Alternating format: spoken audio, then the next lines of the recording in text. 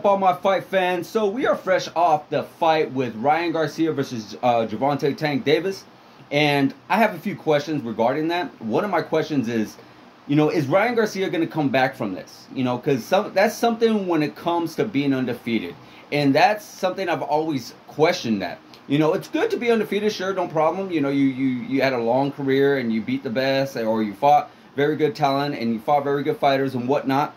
But at the end of the day, it always makes me wonder, because some people are so defined by that 0, by that O, by that being undefeated record, that it's almost hard to come back the same.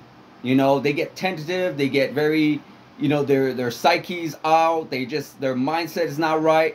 It almost felt like they were supposed to be undefeated for the rest of their lives. And that's how some fighters are. You look at a lot of fighters who end up losing and just were never quite the same, both in the UFC and in boxing, and then, or they lost their title and they were just never quite the same. So it's really hard. It's really hard. Some people lose and then they come back and they come back better than ever, and some people lose and they just don't come back that great at all. Me personally, I feel he's still very young. I do feel like he has a lot of similarities to Oscar De La Hoya. If you guys remember Oscar De La Hoya, Oscar De La Hoya had a lot of losses in his career. Some of them were very controversial. Me personally, I always felt like that Felix Trinidad versus Oscar De La Hoya, I felt like Oscar De La Hoya should have won that fight, no problem whatsoever. And of course, that second Shea Mosley fight, I feel like he should have won that as well. But still, at the end of the day, he was still a big superstar. He was still a big megastar. He still fought the very best, and he still beat some of the very best. So you definitely see Ryan Garcia possibly going down that road as far as a fighter goes, where he can actually still match up really great. There's a lot of questions going into this Gervonta Davis fight. We see what happened to him. He got hit in the ribs, or he got hit in the liver, and he took a knee and everything like that, and he just didn't seem like he wanted to get up. And yeah, there's a lot of things, like you see all the places that I felt like he gave up and everything. I kind of agree. I felt like he didn't give up as in oh, I just don't want to fight no more. I felt like he just wasn't mentally there at that moment.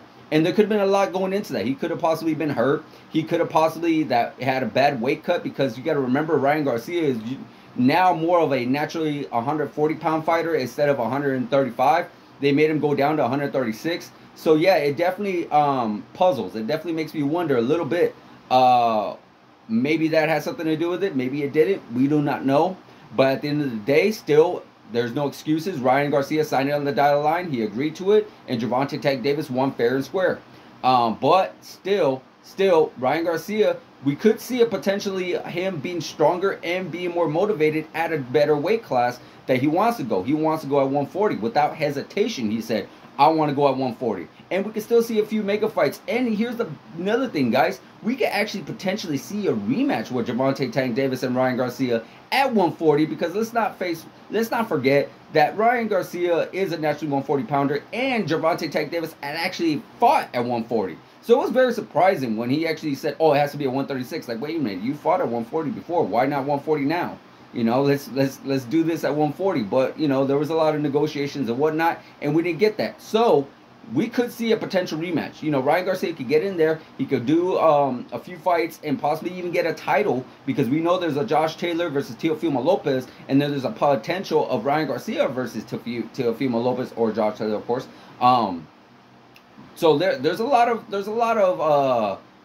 heat, a lot of very much excitement going in that upper weight class at 140. So we could potentially see this for even a title later on down the line. Besides that, Gervonta Davis is a little busy at 135. So yeah, we could see that. So I personally feel like Ryan Garcia could come back, and could come back stronger, and could come back more motivated, because sometimes, like I said, when a loss comes, it could go one or either two ways. It could either go where you are defined by that loss and you're no longer the same, or you learn from that loss and you're that much more better. That's my personal opinion, guys. So let me know what your opinion is. Do you think Ryan Garcia is going to come back stronger, or do you think he's going to stay the way he was, or even be worse than what he was? Let me know in the comments, guys. Like, subscribe, hit that notification button, and I'll see you guys in the next video.